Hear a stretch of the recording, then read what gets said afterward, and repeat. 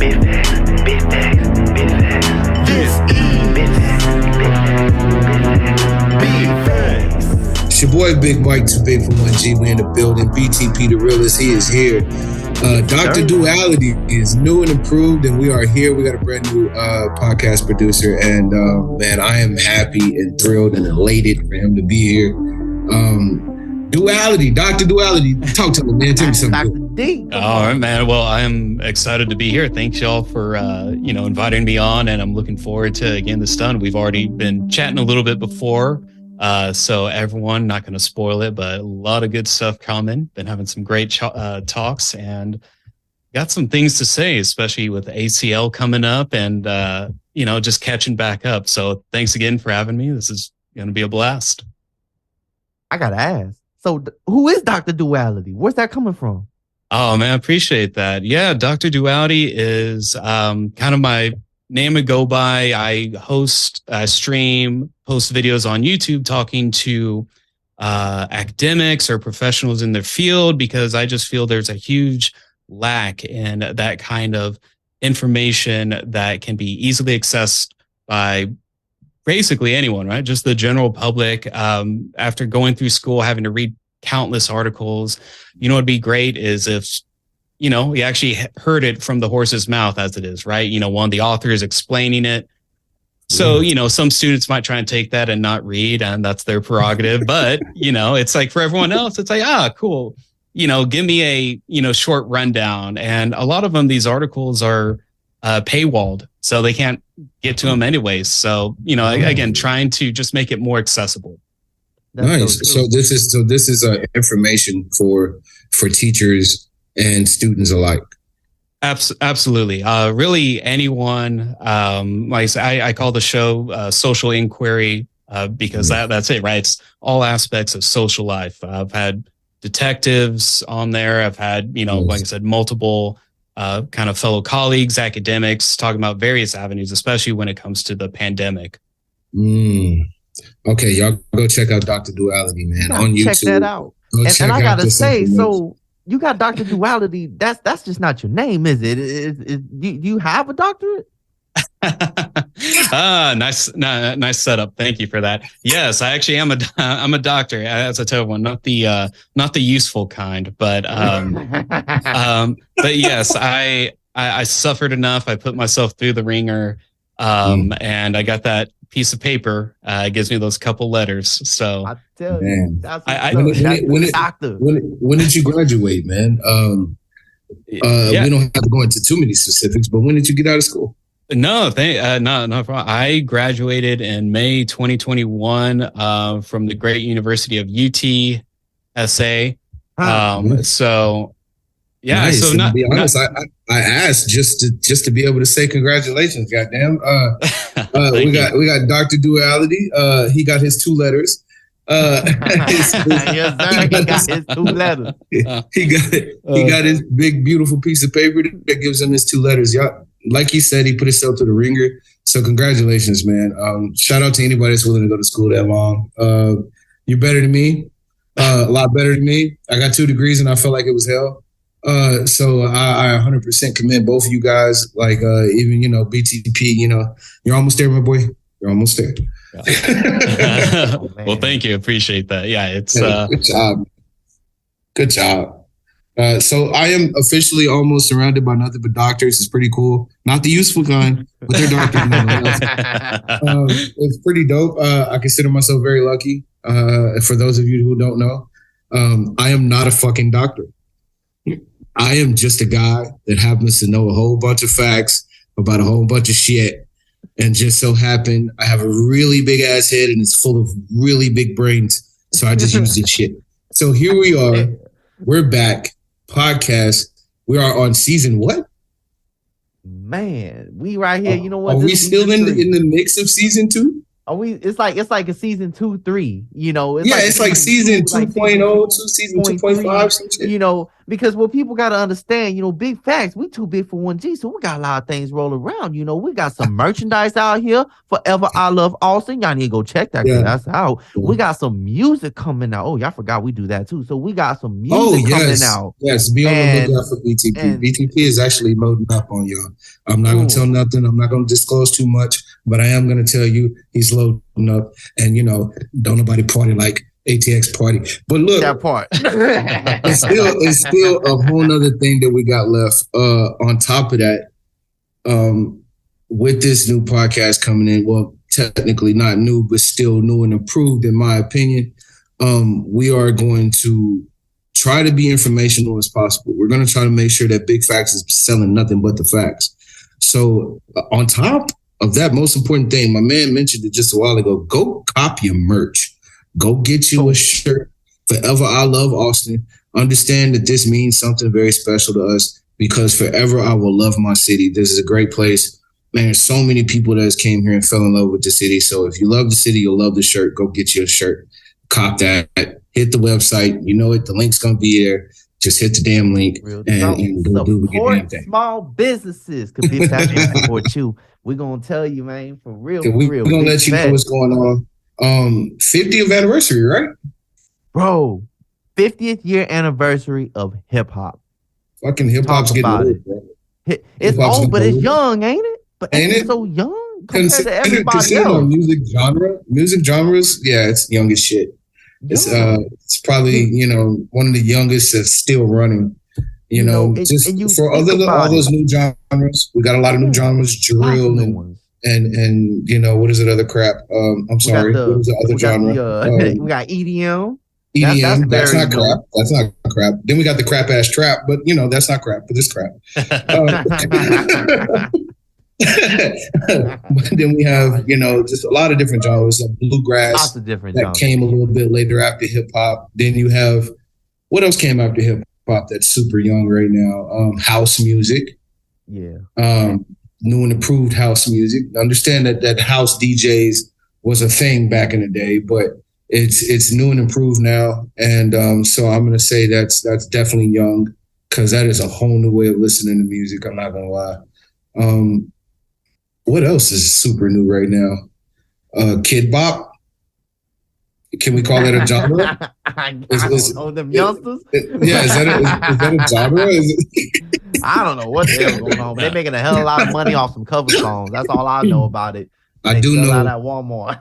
that hip hop started 50 years ago, and it started with breaking a couple of albums that they stole from their parents, took it to a house party, and took the record players with them, and they were scratching on those tables like it was nothing. And then all of a sudden, you had some guy that decided to hook up a mic and start talking shit over the records. And that's how it started. It really became an MC, a real maestro that understood crowd work and hyping the crowd and being a performer.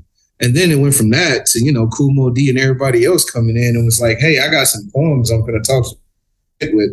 And it just took a whole new turn, man.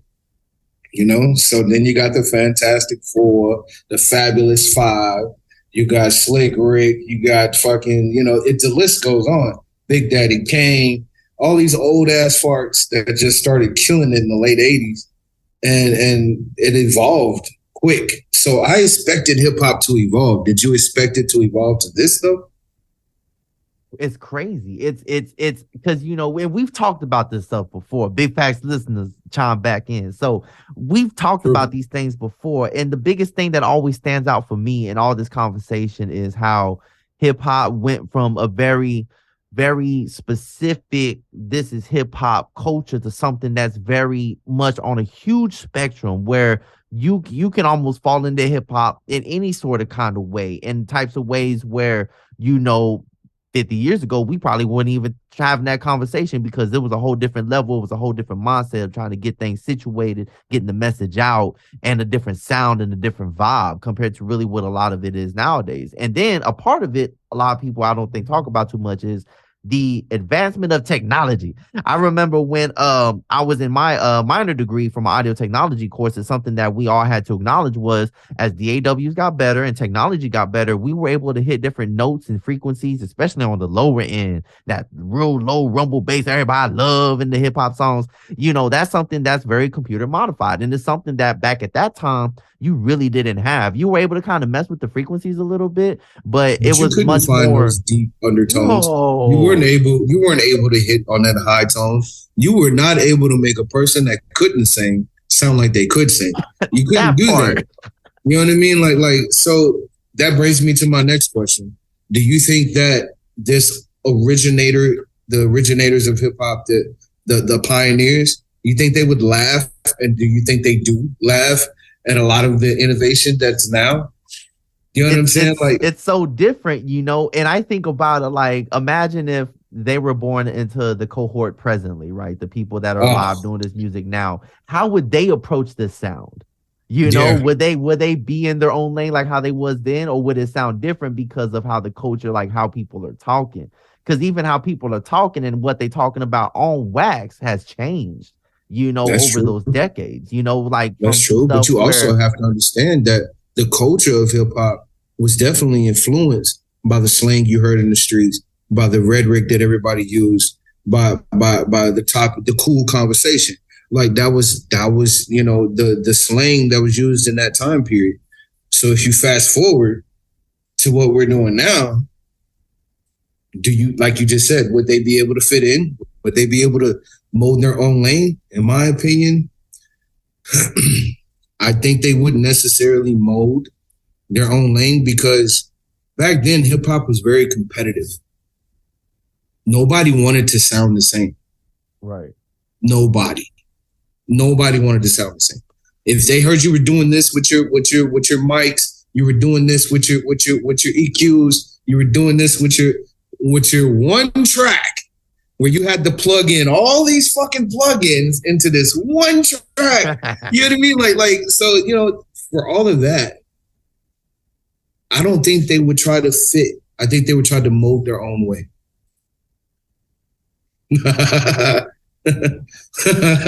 I'm gonna try to keep it together. My producer's dropping greatness in the chat. So a lot of OGs have talked about some of the younger generation, you know, with regards to whether if it's, you know, different newer school people like, you know, Lil Yachty or whatnot, you know, and some of the older heads feeling the type of way. You said that Snoop, and you know, Dr. Duality just dropped some big facts on us, you know, about Snoop dissing Lil Yachty, and honestly, it makes sense. It makes sense.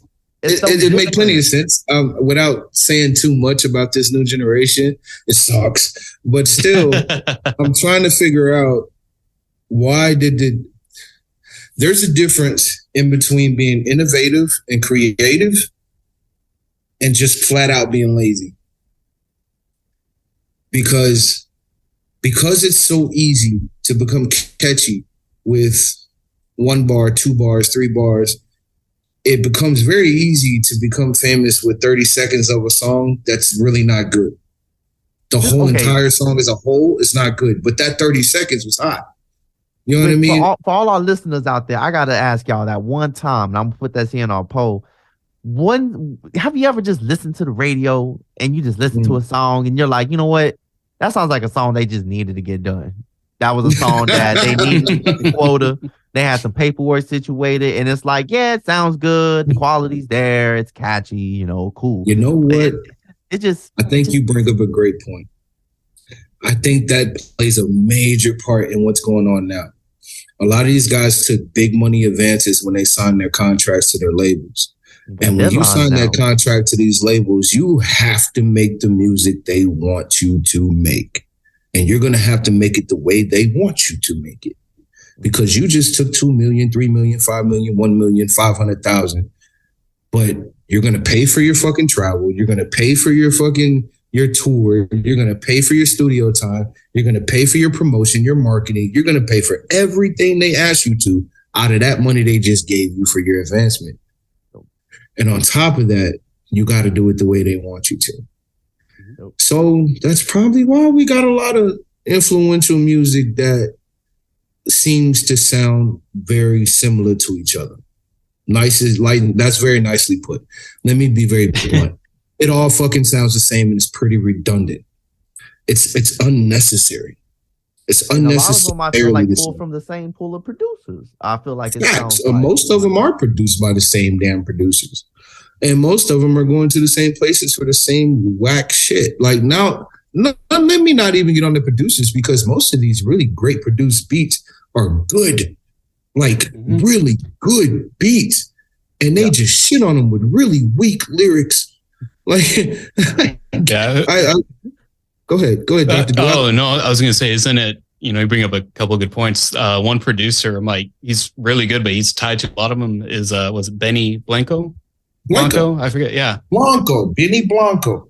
Yeah. I mean, Benny Blanco is everywhere. It seems like he's everywhere. Blanco and I actually got a lot of respect for that producer. Oh, Dr. Luke. There you go. I know he had some stuff go on in the past few years, but even before then, he was. There's another one, dude, and you hear his shit everywhere. Something on the beat. You hear him everywhere. There's a few of them that you hear these tags in these songs, and they are everywhere. And it's just like, dude, can we get some individuality? So for the ones that are being individuals and the ones that are like talking about something with substance, lyrically, they're gifted, they're wordsmiths. I got a lot of respect for those artists because it takes a lot of talent and it takes a lot of hard work and a lot of practice to put together those kind of verses and those kind of hooks and still perform them. And you know where you're going to find that talent? On independent labels. On labels that don't got many ties to major labels. And you can really find that true artist. So, hey, small business, support small business, support local labels, support who's not in the mainstream, because then you'll get something different. You'll get something that you might not know you like to taste. Now you like to taste and you might want more of it. So, that's something about that standardization that's it's like it needs to be done, but then you just gotta be careful about it, and especially when you don't have multiple outlets already that's giving different expressions of similar culture, of similar art. It's just all sameness, which can become not that great. You won't have a lot of people identifying with it, or you'll have false identification. You'll have people identifying with something that they have relatively no idea what's going on. And then, all that falls through. But so 50 years of hip hop. Yeah, I know we running on this. I had a question on so if we had to do like by the decade, who's the one you got to run with to make a starting lineup going from, the start of it from the late 70s all the way up till now. To now. Who you rocking with, Big Mike? Man, I'm gonna have to go with all my heavy hitters from the 90s.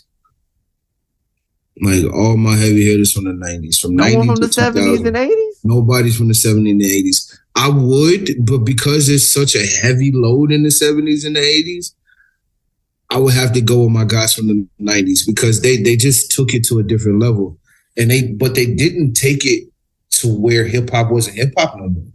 They stayed true to the roots. They stayed true to the fundamentals, the foundation of what created them, the self-expression. And you can be self-expressive, you can be creative, you can be innovative, that's great. But you're still gonna have to understand where it came from. And for a lot of these generations, like they can't, you put an old Ludacris song on and they cannot sing it. Yeah.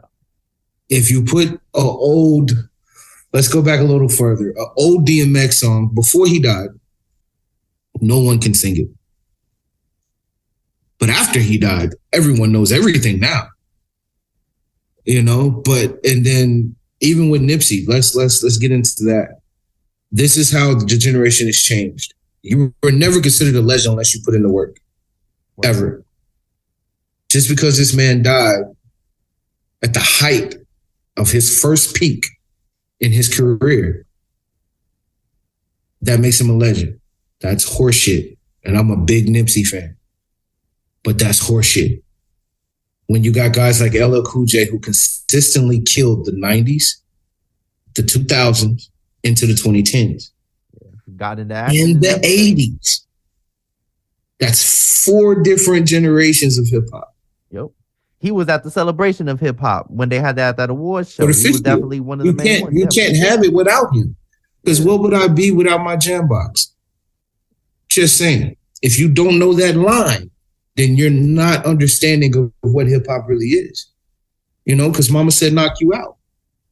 If you're not familiar with that line, then you're not familiar to what hip hop really is. And that's just because these are the things that deeply rooted and started what they're doing now. Even the dance moves. That's what's starting to bug me. These damn dance moves are starting to get really ridiculous. They said Snoop Dogg doing a TikTok dance move on the Drop It Like It's Hot. That's crazy. But that's his song. Why not? You know what I mean? Like it's his song. But a lot of these dance moves fucking come from the 70s and the 80s. Oh yeah. It all comes back. Everything. Part of it just has came full circle. So why not keep the tradition of what hip hop really is? You don't have to be lyrical as hell. You just don't. You don't have to be that. But at least have substance to your content. At least be able to have something that's relatable. At least tell the fucking truth. Don't lie. The blatant lies in music is the reason why 50 years of hip hop seems like the last 20 we've been suffering. You know what I'm saying? Like, okay, let's be a little bit more respectable. I'm gonna say the last 10 years it's been like suffering. It's almost like bleeding of the ears because I'm just hearing the same thing over and over and over. It's like a whole bunch of recreations of T.I. Well, and Big Mike, you kind of hit on this again, and I think it is something that absolutely is ingrained is this change of culture, right? TikTok, right? This advancement, and you're talking about you don't need the entire song to be a banger. You just need those 30 seconds to be super catchy. You need a trend, and kids even to this day. I remember when I was teaching drugs in society. That's when Little Peep died, and you started seeing everyone again, like no disrespect, but everyone starts throwing terms around like, oh, legend. I was like, they don't have that kind of, give it 20 years. Are we still going to be talking about it? And again, I am nowhere near as versed or knowledgeable with this, but my days in music, and you talk about record companies like Rush, one of their worst albums was in part due to the company really trying to push them. And then after that, they're like, yeah, see, you need to do what we said. They said no. And then they come out with Tom Sawyer, right. Which is like hands down one of the best albums ever.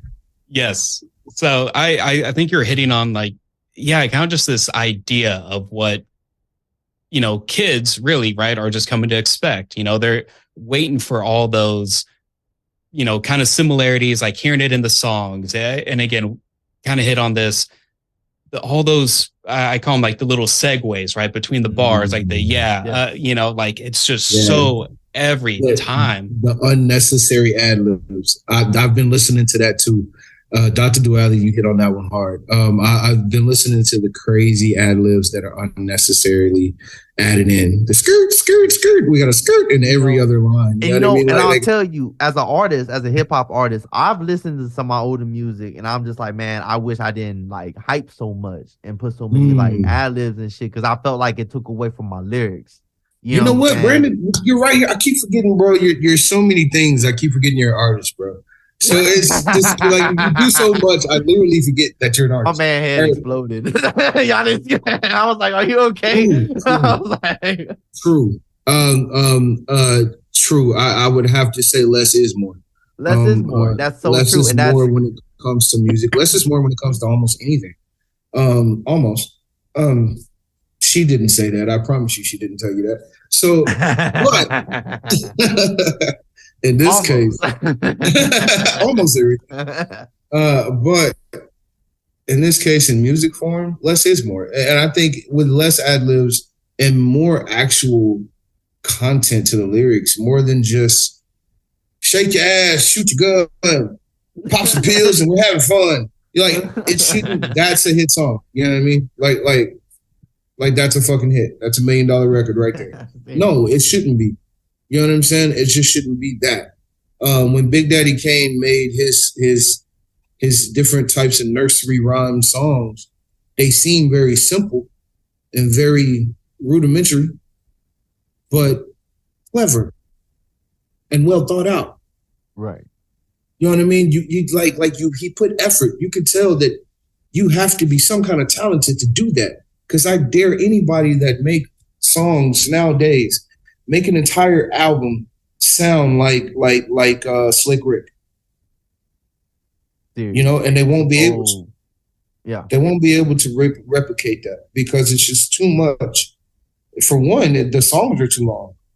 Now we got songs that are 2 minutes and 30 seconds at the tops. And you know, like when I was listening to music through the 90s, and that's why that's the era I would choose through the 90s, is because it would be 20, you got an hour and a half on an album. So I'm trying to get to the point where we can actually get back to real substance in music. How do you do that without losing this new generation? Yep. And it's kind of like what Prince said. This is a big time thing that floats around on IG, and Dr. Duality pointed it out, with catchy songs. It's Prince said in this interview, he said at one point the industry, and this was back in the 70s when he said this, he was like, the industry is getting to a point to where nothing's truly original, that everything is a sample, and then you have a sample of a sample, and then soon you're going to have people making music using a sample of a sample that was sampled already. And they don't even know that they was don't even know the original song. They don't even know what the original is. And that's what we have now. It's been recycled so much. Nobody is a historian of music anymore. Nobody's a student of the art form. Nobody studies. It makes you wonder as a record company. And if this is the big secret, I'm about to expose your secret. I'm about to expose these motherfuckers. I bet they have a sound bank full of their hits that they got lucky with.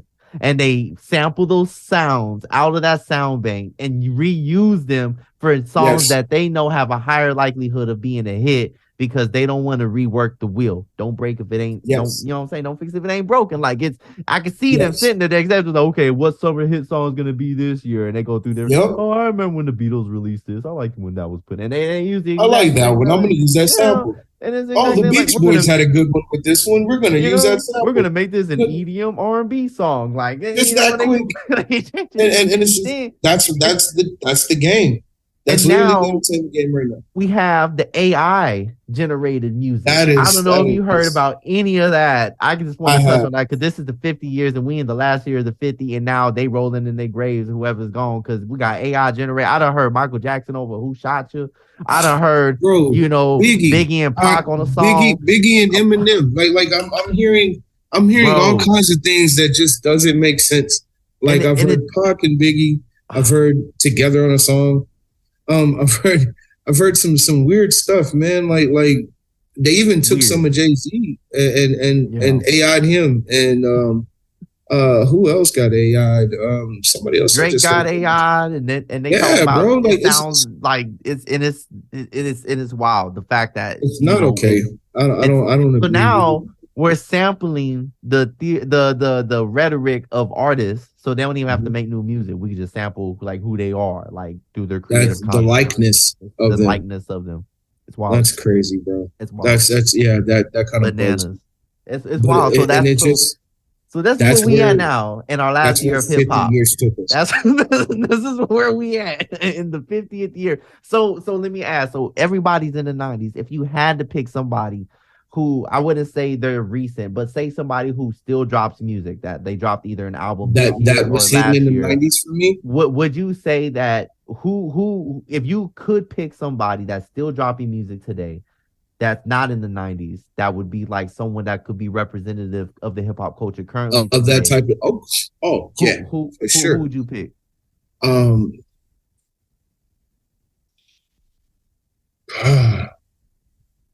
There's a handful. That's some good. I know that's why it's so hard for me to just choose one, because there's and really a lot of them are still from the 90s, but and there's a couple that aren't. 90s. Kendrick Lamar, off the top of my head, is one that is not from the 90s at all. Not even early 2000s. So no, it's 2010s all the way. But I think he has to get better beats. Don't beat me up. Don't sue me. Whoever his producer is, I think he needs better beats that really tailor to how great he is at spitting lyrics. I feel that. Now, Man. To answer the other part of that, there is somebody that is still dropping music that still gets that same type of respect, that can still sell out a venue, and he's been doing it since easily the early 90s, maybe 91 or 90. And that's surprisingly not going to be Jay-Z. That's going to be my boy Nas. I think Nas has been continuous, nasty. Right. You know, nasty Nas, like that. His name alone, niggas against society. No one even understands that. Like he was so far ahead of his time in his music. Nobody understands that either. And shout out to the beats. Yeah, like he everything hits musically about it. Like everything. And even his beats and choice, like that doesn't fit that song, but he makes it fit that song. And he always has content in his lyrics. Always. 100%. And he's going to give you a story, not just a story. He's going to teach you facts about the lesson that he just taught you. That part. You know what I'm saying? Like Who is a historian? He's one of my favorites. His pops just drilled him as a kid, but his pops was a jazz musician, a legend in his own right. That's the part some people don't know. You got so much about this guy that was just mind blowing. You know what I'm saying? Like he had other opportunities. Like Nas could be a Wall Street banker. Dude's smart. Dude could be a primetime investor that was ahead of the time, ahead of the curve in investing. You just hear it. But then you go over here and another guy that's still dropping good hot lyrics is Method Man. Mm-hmm.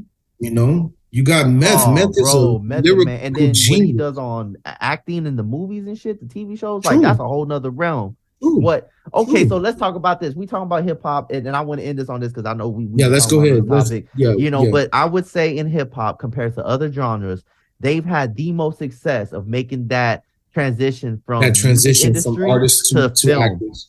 Yes. Serious. Yes. Think about it. I would have to say there's nobody else that's made it look that good. And Pac finally got his gold star on the Hollywood Hall of Fame. That was the last thing I want to say. It's a beautiful thing. It's a beautiful thing. I think finally, indeed, but it took so long overdue. that now it just feels like guilt. Yeah, now it just feels like they did it just because they were like, "Oh shit, we forgot about Pac." Forgot about Pac. Like you know what I mean? Like that's how that felt. Oh shit, do we got a square open breaking somewhere? Box offices and shit back in the day. Like, come on, man. Come on, man. Even though his movies were all low budget, he had no high budget film. All his movies was low budget, and the fact that they're still being cult-like following from these they're very big time culture classics. Could you imagine if Pac was like in an Avengers movie or something? That would be weird as shit. That would be so fucking weird. Like I don't even know if his acting skills took him to that level. You know what I'm saying? Like I can't see the villain though. Being a superhero. But I could definitely see him being, imagine him being Malcolm X instead of Denzel Washington. That part, man. That like him being Malcolm X instead of Denzel, I think that would have hit. That's like Jamie Foxx and Ray. And shout out to Jamie Foxx getting well with everything. You know what I'm saying? That's crazy what he's going through. So much love to him and his family and everything he's going through. But oh man, there couldn't have been hip-hop. By the way, nobody else could have played Ray. Yeah. Nobody. There's no other human being on this earth that could have played Ray Charles that good. Nobody. I was looking at Ray Charles just in the mirror. Like it was scary, bro. And the fact that he sung everything, and he sounds just like Ray. I don't know about y'all if y'all are old enough to remember these commercials, these Pepsi commercials, and everything else that Ray Charles did. Shout out to the great because he was a fucking hustler. For a guy who can't see at all, he hustled his ass off. So I remember him doing the Pepsi commercials, and bro, his Pepsi commercials, go Google it. It's probably somewhere on YouTube. But he definitely has some of the best jingle writings I've ever fucking heard in my life. And Oh man, the great Ray yes, Charles. so I know for a fact that no one else could have did that. I still feel like someone else could have played Ali better. So speaking of Ali, right? I was like Tupac, Jada. Speaking of, all those segues. You know, while we circling around on these things, you know, well since we circling, we circling a whole lot of different directions. Oh yeah. Well, it all kind of still goes into hip hop. Hip hop ties into so many different avenues of entertainment. So many. Shout out to hip hop for turning 50. And shout out to the ones that are still doing it authentically. And shout out to the ones that are trying to be innovative, but just, you know, being a little bit too fucked up in your creation. Anyway. And I want to move into this. So we mentioned Kendrick Lamar being one of the main ones, you know, really holding it down. Yeah. He's the headliner. One of the many headliners for Austin City Limits for 2023 for the ACL. So that's gonna be fun. You know, if I had $1,000 laying around, I'd go. It's crazy, bro. And that's the truth. Because I wouldn't mind seeing Kendrick. I think that would be it would be dope, bro. I would pay that money. And the thing is, you know, and I want to bring this up, you know, not just because, you know, it's ACL and it's ACL, but you know, it's Austin, it's Austin, most importantly. But you know, we've talked about the 2022 lineup and how those things transpired. And you know, and you know, and kind of just glancing at the lineup again, you know, just not talking about they had to do something. Because I'm telling you now, being a rideshare driver, I tell you right now, I picked up a lot of people that were disappointed at last ACL. And so they had to revamp it. They had to come back with the impeccable lineup. If they got Kendrick headlining, then I'm pretty sure the rest of the lineup is pretty stupid. So it's I'm legit, quite curious about it. ACL, shout out to ACL. Shout out to Austin for still pushing their music festivals, who are very legendary. Did y'all hear anything about a South by Southwest being overseas? What? I can't say that I have. So we'll check the facts on that, but yeah, I thought I seen something about South by Southwest supposedly being in what, 2024? Athens or some shit like that. It's gonna be like somewhere far as fuck. Really? But check it out. We're gonna check the big facts on that. I'm not quite sure, but for 2024, South by is probably not going to be in Austin, or they're doing like this weird tour thing. If they're doing like a tour thing where they're going to jump it off here and then take it on the road, but we'll see. It says online that it's still probably going to be in Austin, so maybe that's something that they're floating in. Well, I did see an advertisement on the back of one of the what the hell are those things called? Right now, my brain is farting on me, but the bicycles with the little carriages in the back. Oh, damn it! They have a name. Damn it! They're trying to get rid of those here in San Antonio. They're trying to get rid of them. It's smart, dude. I think. Yeah, the carriages. The carriages. It's insane, dude. I think that shit is so fucking dangerous. Because people they fucking pull out in front of traffic like crazy. But you know what though, man? I seen the advertisement on the back of that, and that just tripped me out. I'm looking at this 2023, and it's like it's got Kendrick. I see Lil Yachty, but it's like there's still no hip hop. last year it was Lil Durk, and that was it. You know, I mean, Kendrick is probably the only thing that's truly hip hop on that list. Kendrick gonna hold it down, but it's like, damn, bro, 3 days. You know what I'm saying? Like, that's it. You know, and everything else is gonna be live bands. Because let's you know, just one time, you know, while we on the ACL subject, you know, ACL, South by Southwest, these were Austin based shows. You know what I'm saying? Thank you. That's what I laughed about right there. Hold on. I'm gonna pause you for a second because I know exactly where you're going. That's why I started laughing. Because I was like, dude, ACL, South by Southwest, the Pecan Festival, Pecan Street Festival, you know, all of these different festivals that were based around music and based around live music, because we're the live music capital of the world, which we don't have much live music anymore. I'm still trying to understand.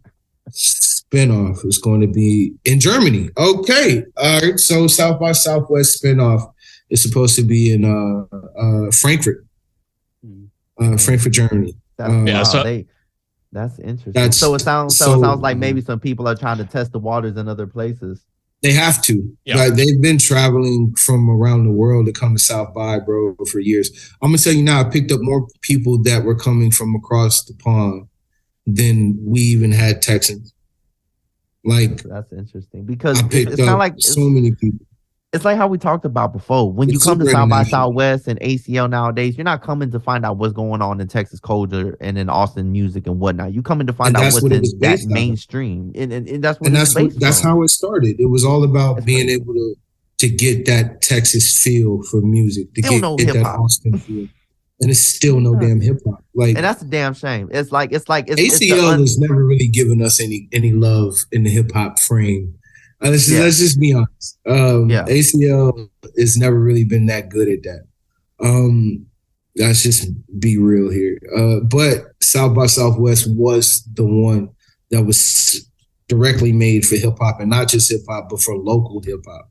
So and I don't know where it turned to be what it is now, but I don't know, man. It's. I didn't know they had this damn spinoff. That's crazy. That's crazy. It's a real slap in the face.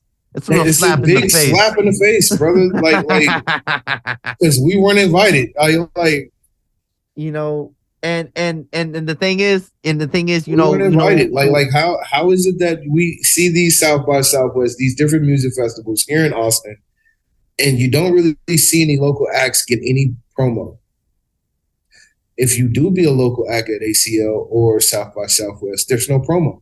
It's never the majority, though. You don't get the same love that everybody else gets. You're not on the main page. Yeah. It's garbage.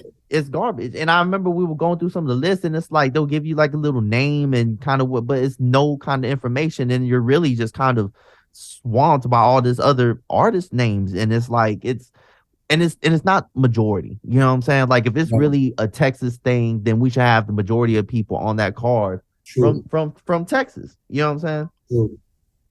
It's not even a quarter of this list. You know what I mean? Like, we don't really get a lot of the notoriety out of it at all, or an opportunity. And that's the crap part, is that we don't really get a lot of opportunity to even be in these shows. So a lot of the times these lineups are thought of before the first one even ends. So like, they were thinking of this lineup right after ACL last year. So this has been worked out, months in advance. So we're still working on a couple of facts for this South by Southwest, and we'll come back to you for that. We still got to jump into one more thing. Because man, so that was one of the biggest things we were talking about, really bringing everybody back to speed with everything, to slap her around the world. That wasn't from Austin to South by Southwest, but it is with Chris Rock. And, it's old news, but damn it, if you ain't seen the stand-up, you need to go see that shit. It's still on Netflix. I had to watch it again because I wanted to re-experience everything, because, when he talks about it. I ain't have to watch it again. I just remember one real big detail. Will Smith was about 36 and a half bitches, and it was amazing. Even his wife got 12 and a half bitches herself. Like, so like he didn't spare nobody. Like, he threw out bitch multiple times, and that's personal, and he said it. He was like, that's a big motherfucker. What, you thought I was gonna hit him back? Like, that's a big motherfucker. And we're not gonna lie, Will Smith is not little by far. So, and if this truly happened, I still feel like it was a scene from a very old movie. We're gonna check the facts on what that movie was. I will get back to you on that. I'm gonna find out what that is. But it was a scene from an old movie, I believe. I think it was still quite scripted. But if it wasn't, Chris Rock waited for the perfect time to rip his ass apart. And the fact that he waited till the end of the special, he didn't even do it right away. He didn't. He let the elephant just stand in the room as long as possible. dropping great content. People And want his to go watch it because the setup was perfect. perfect. The whole entire stand-up was amazing. Yeah. That was the best Chris Rock I have seen in a long time. Now, he had another special just before his Netflix special, just before he went live on Netflix. He had another special before that. You know, he went on a tour. After he got slapped, he went on a whole tour. Yep. All right. Call it. Let's just call it the Chris Rock slap tour. All right. He went on a whole tour. All right, and just was city to city, back to the old Chris Rock. I watched him come out on a special just before that, and his walk was totally different. It was like all the gangster came out of Chris Rock in one night. Like all the hood came out of him in one night, and that guy, man, was walking and talking shit like it was nobody's business. But he did not address Will Smith, and he waited till the special. Yes, he said something about it, and he moved past it. But the special, he told his ass up. That was the best roast party I've ever seen on a stand-up. Like they gave Will Smith the business, bro. You know what I'm saying? And it's just what the title says. It's selective outrage. You know, and that in itself says volumes. Yes. Like he was like, he ain't no big bad motherfucker. He just got selective outrage because he just selected the weakest motherfucker in the room to go slap.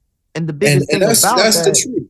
That's honest God truth. Because it's serious. And he's able to tie serious. How many people attacked him? How many people attacked Will Smith? How many people said fucked up shit in fucked up interviews with him? Like where they're like, you know, talking about all the shit that all of the shit that they've done since the Red Table.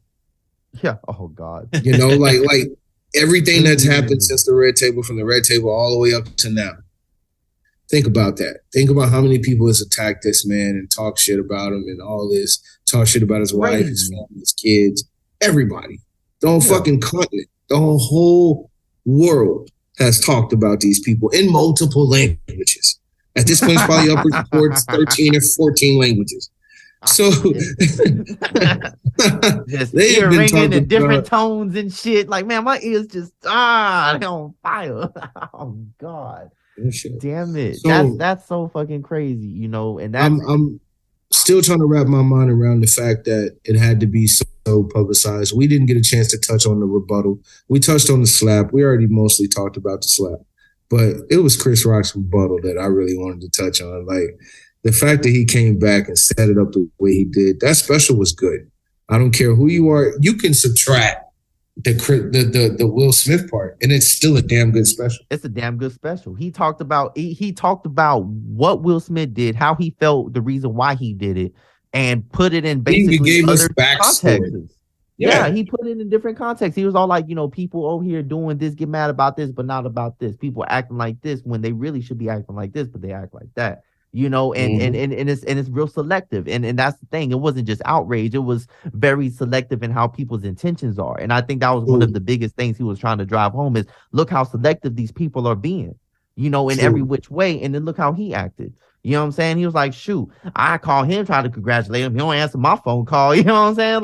Like he was talking straight up, like exactly what he was going through and how it was leading up to that point. And then puts it in other world contexts, you know, what he went through with his daughter, you know, being kicked out of school and the reason through all that, you know, people being mad about different things, you know, the Capitol riots, you know, various topics he was touching on where he all linked it back to Will and why he did that shit and how he felt about that shit. And it's like, what the fuck? You want me to fight him back? You don't fight in front of these people. You know what I'm saying? You don't not at the Oscars. Like for one, he just got paid a stupid amount of money to be there. So why fuck up your paycheck? You know what I mean? He was like, nah, hell no, I got parents. I was raised right. You know what I mean? And that's the truth. And that's the truth. That's the best response I've ever heard. You know what I mean? Like, he humbled himself in that moment because he understood it was a bigger purpose.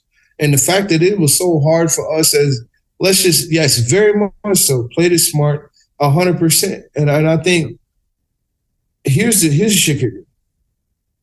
You know how fucking hard it was for black people to even get to the fucking Oscars, let alone even sit in the crowd? Man, Like that's how many honest, man. how many famous artists that were actors and actresses that couldn't even sit in the crowd at the Oscars. Simply because it's honest. It's You feel serious, me? bro. That was never even nominated.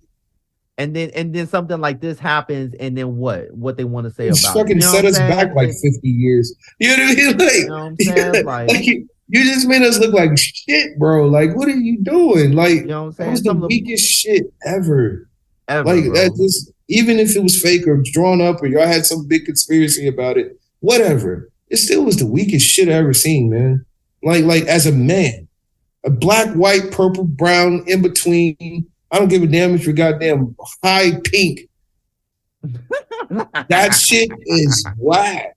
That is not what a man does, man. Yeah, man. I don't give a fuck if you're Donald Trump's color.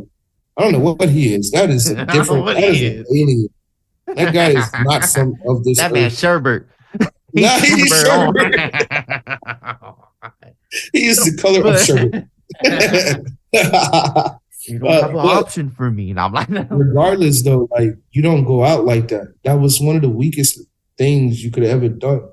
Seriously. Like as a man, just as a man, not as a famous actor that has responsibility and to be a role model and a reputation to uphold. No, just as a fucking man with a set of balls and a penis. You don't do that punk ass shit. And if you're gonna walk up on another man, why are you slapping him? Fucking punch him in the face. And you know what's so crazy? Shit's so quiet. All of a sudden now they're supposed to be doing some type of I Am Legend 2.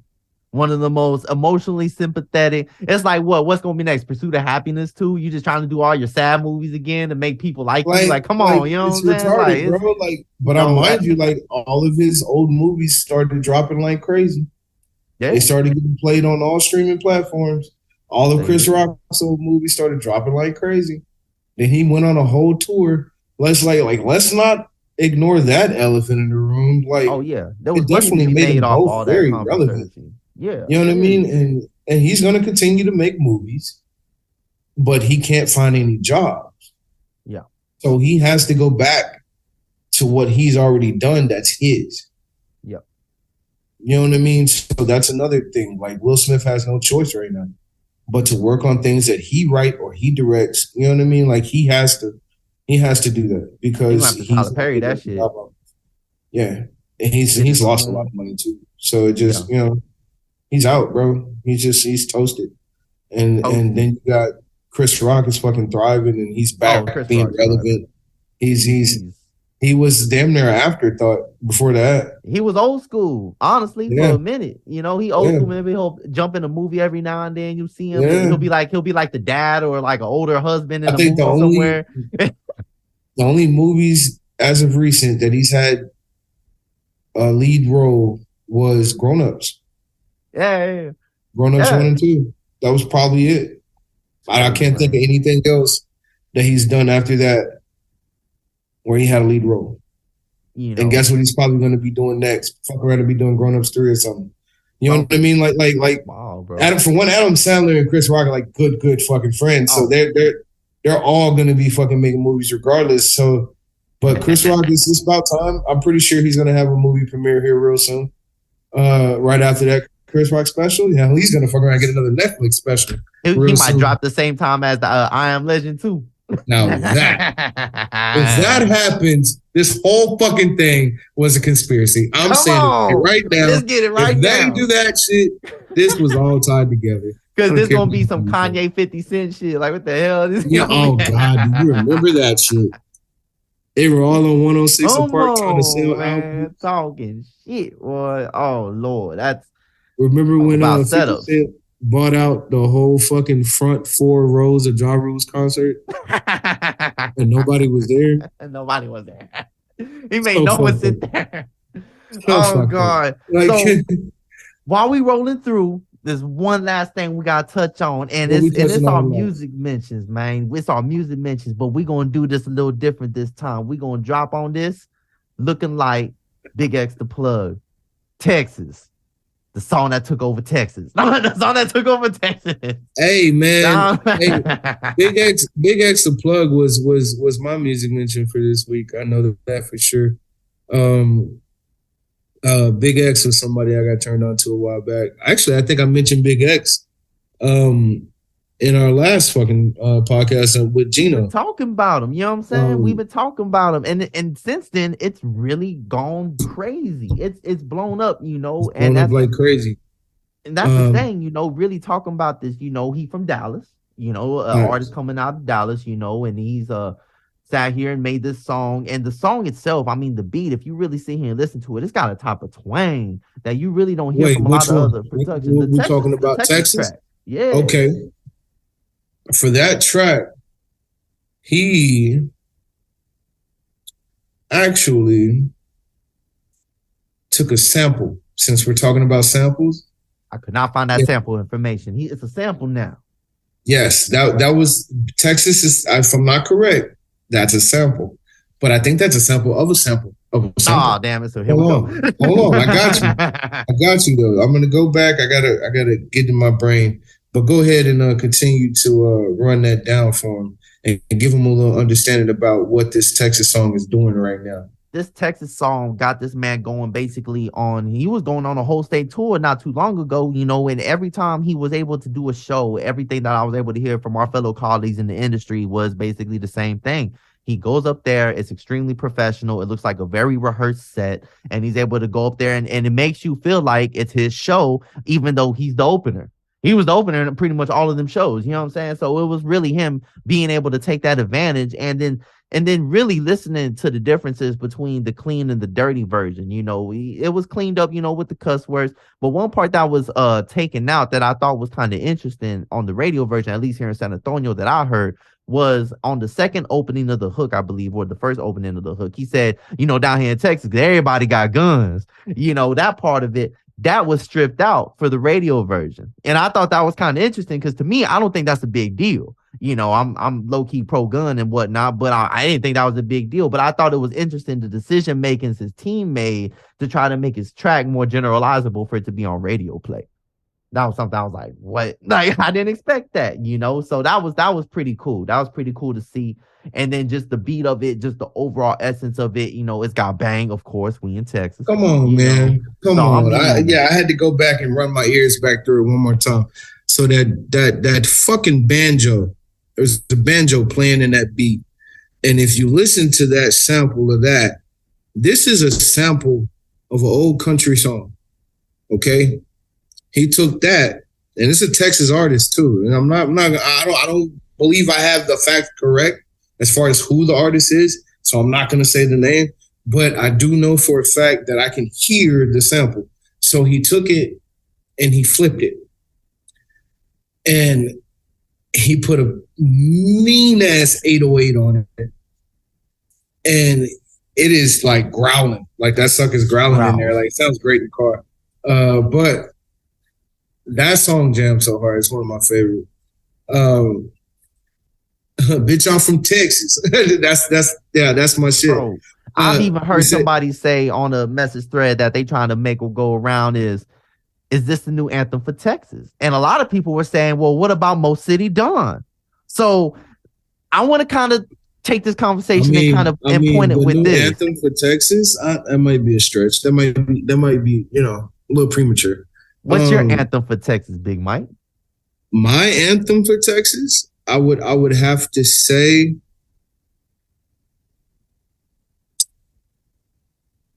a lot of them, man. Shuggy Otis. Fucking A. I love our producer. Shuggy Dr. Otis. Duality. Wait. That's the sample? That's the sample. Yeah. I'm like listening to it now. I was like, oh, that's it. All right. That's it. All right. Otis, sweet thing. Dr. Duality with the facts. Oh man, that gorgeous slide guitar, man. It's killing it. Yes, sir. Yeah, they got some stuff in there too. It's great. Yes, sir. So it is Shuggy Otis. Y'all can check that out. An authentic Texas song. So you got to understand like how heavy that bad boy is. And that sample in itself, he has a lot of samples on that album, actually. A lot of samples. He sampled some good Houston hits. I want to say, I think he sampled Stevie Ray too. So he's got a lot of samples on that whole entire album. Oh my God. He said, my mama slowed it down for me at 7. Y'all have to understand what that means. Because his mama from Houston. His mama from Houston. You know what I mean? So when he was like 7 years old was the first time that he recollected hearing Screwed and Chopped.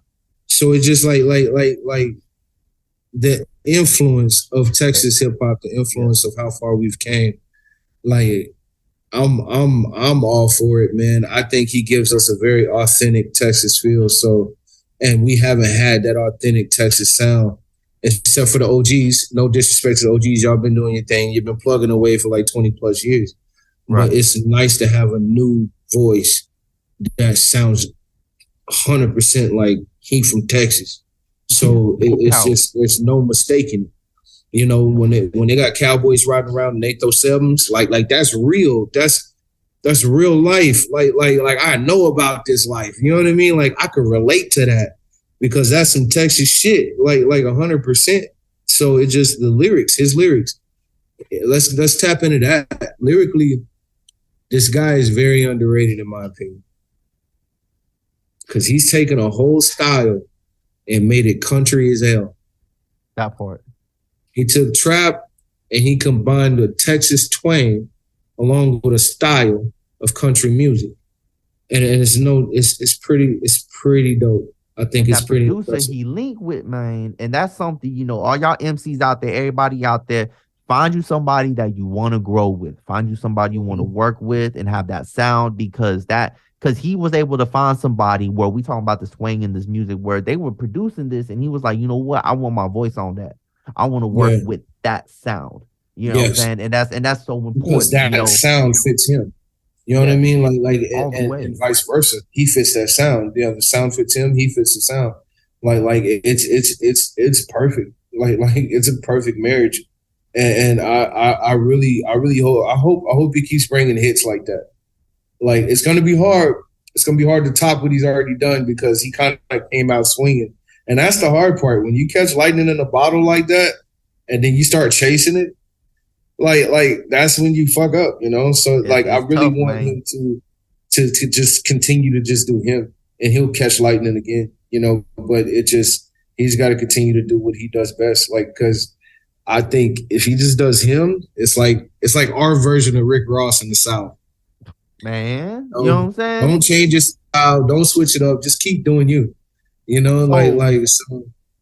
What's your Texas anthem though? I did purposely move past that because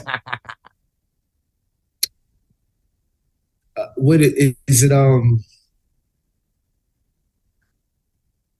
It was a song from Houston from back in the day that used to bang so hard.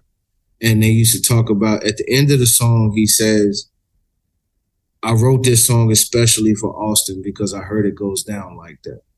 I think it's Swinging on Foes or Swinging. Swinging and Banging.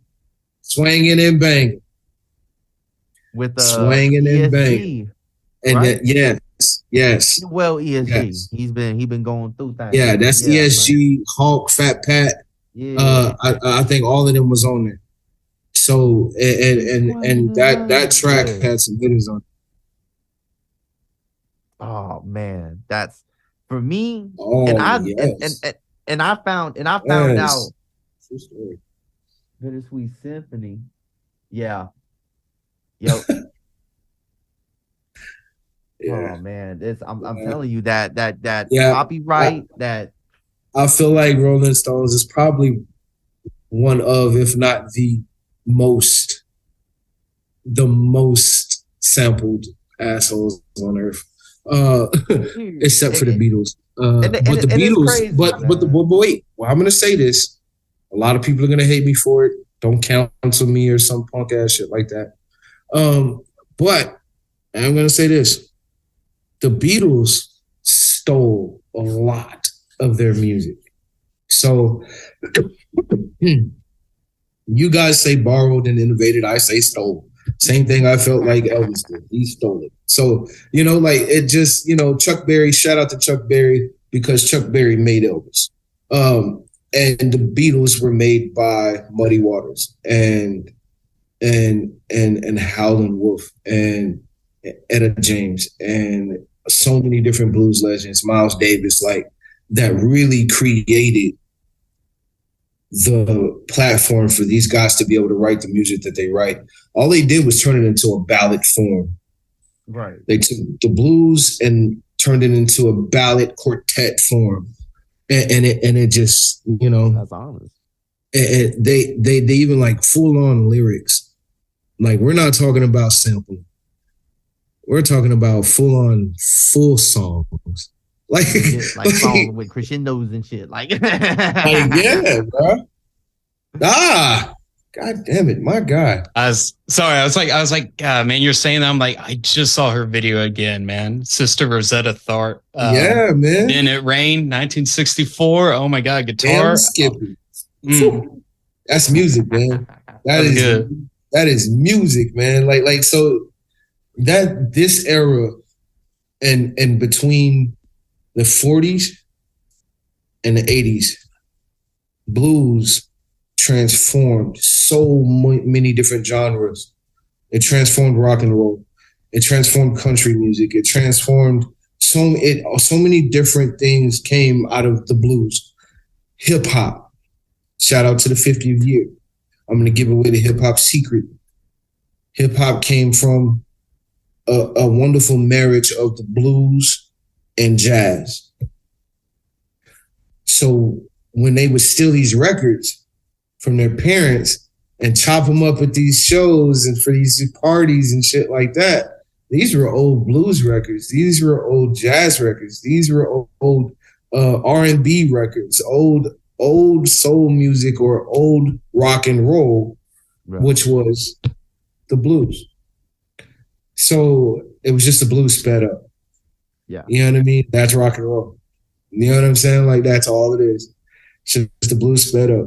So all of this evolution of music, nobody told y'all to start mumbling and not pronunciating your fucking letters. No one said that you can go from actually telling stories to telling lies, to telling real facts, to being full of shit, and then you know, be famous because you tell on people. This is weird. The world we live in, it, man. Like is 100% what on the task. I saw Future. I saw an interview with Future, and he admitted that, and I think it was the song of Hannah Montana. He did not know what he was talking about. Like, he was so gone off some pills. His mouth was so cotton mouth. He couldn't open it. So he just was going, and he was like, bro, like, they put lyrics on the internet, but they made those words up. He's like, I don't know what I was saying. He don't even know what he was saying.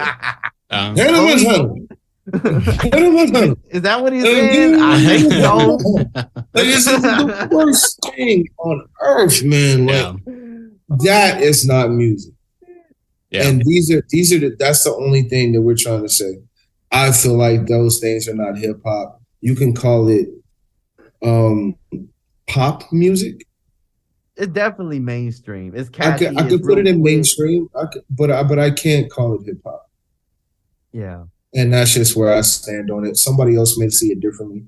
I can't even call it rap. It ain't even rap no more. It's like there's no real true genre to put it in except for pop. So everything else, Will Smith, Tekashi 6ix9ine getting his ass kicked. Woo! What about this? We didn't touch on that. I'm just trying to play catch up here. Oh, there's a few things. There's a few things. Shout out to Tina Turner. Yes, R.I.P. Tina Turner. Yeah, man, that hurt. Yes, that hurt me too, man. That one touched me. I thought she was never going to go anywhere. Yeah, man. But you know, she was struggling with some illnesses, and you know, she doesn't have to struggle anymore. But that's a voice that will never be recreated. You know, it's. You know, really kind of thinking about all this and the 50 years and how hip hop has changed. And, you know, would you say that as focus on the hypes, the ad libs in the background, as focus on that increased, focus on the lyrics and the content of those lyrics decreased? Yes, I think the focus on verses, lyrics, even the bridges into hooks, like we don't even do that no more. So I think 100% it's focused on ad libs, where you get the repeated skirts and a whole bunch of Well, you'll be known for that. Blah, Like if you say stuff like that, you'll automatically know exactly who that person is and the way they and that's mix cool. it. But but it's like we were saying earlier, less is more. So you can still get right. that. It's like an SNL skit. No, man, It's like an SNL skit. Exactly. Pete That's Davidson. exactly Oh what my it is. God. So it's just we can still get something out of it, and I think we can come back to what it should be. But boy, it is a lot of people that got rich off of this bullshit. So they're gonna be damn near bankrupt because shit's not gonna sell no more. But can we, as a society, begin to pay attention for longer than 15 or 30 seconds?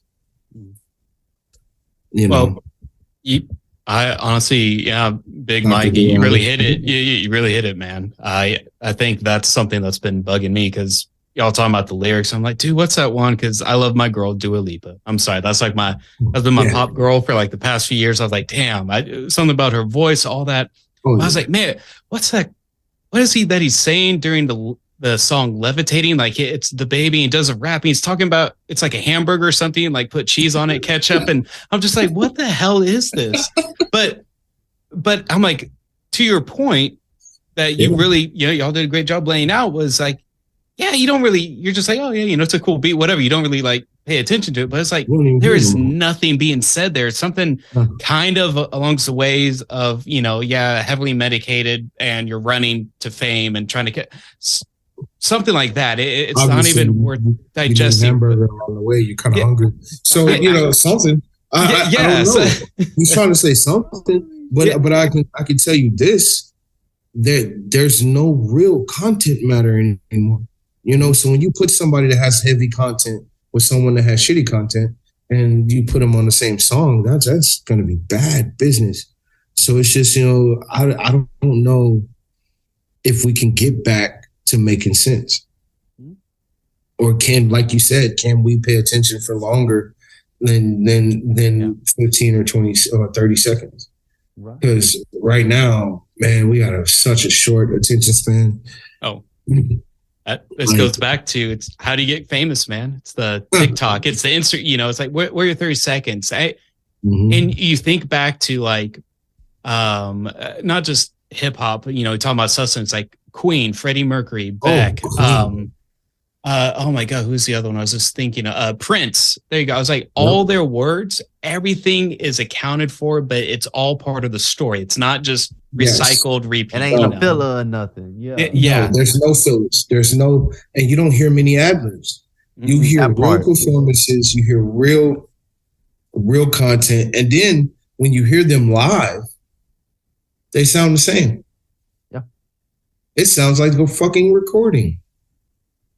And I promise you, these people, when Queen performed, it was never over lyrics. Right. When the Rolling Stones, when Metallica, now let's dive into that.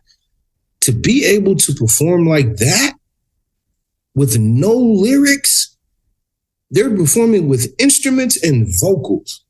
They just got some microphones up there. They got killing them microphones. You know what I mean? Like they are making those microphones. Those microphones are smoking when they're done. You know what I mean? Like they come out there and they perform their asses off. Like the same thing with Nas, with Jay-Z. Shout out to Jay-Z because Jay-Z still performs without lyrics a lot.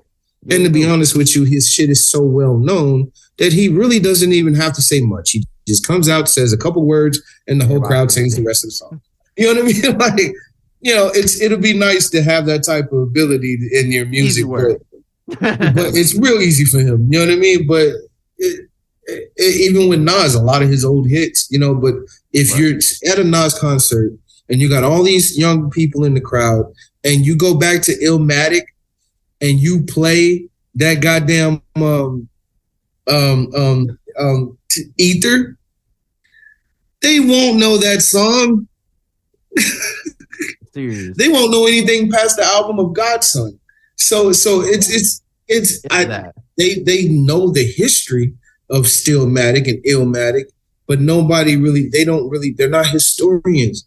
I had the pleasure of Dead Prez is another music mention for me. Dead Prez is something that I'm gonna have to mention. Dead Prez gives you a modern day heavy on the lyrics, super conscious, if you want to call it that. Mm-hmm. But it's really good lyrical music. The Ungrateful Dead, like, they perform their asses off. You know what I mean? Like, if we're talking about performances, we're talking about recordings, we're talking about music as a whole. Prince is still my guy. He's my go-to guy. Mr. Prince does it all. He plays every instrument. He's a symbol. He will create your beat. He will even promo, market, and do your contracts. Prince was that guy. Yeah. Like, so 100%. He was the first guy to buy all his masters, to go back and get all his rights. Like that, you know, so we're trying to get to that point where music can become music again. Can we get back to it? 50-year anniversary. Will Smith, the punk ass slap. Chris Rock with the comeback and the clap back. I like that. It was good. I'm always going to be the rooter for the underdog, you know, because the underdog is the one that needs the most praise, in my opinion. I like those front runners. That's cool. You're a winner. Good job. But I like the guy that keeps losing and only wins one time. And that one fucking win was the one that mattered.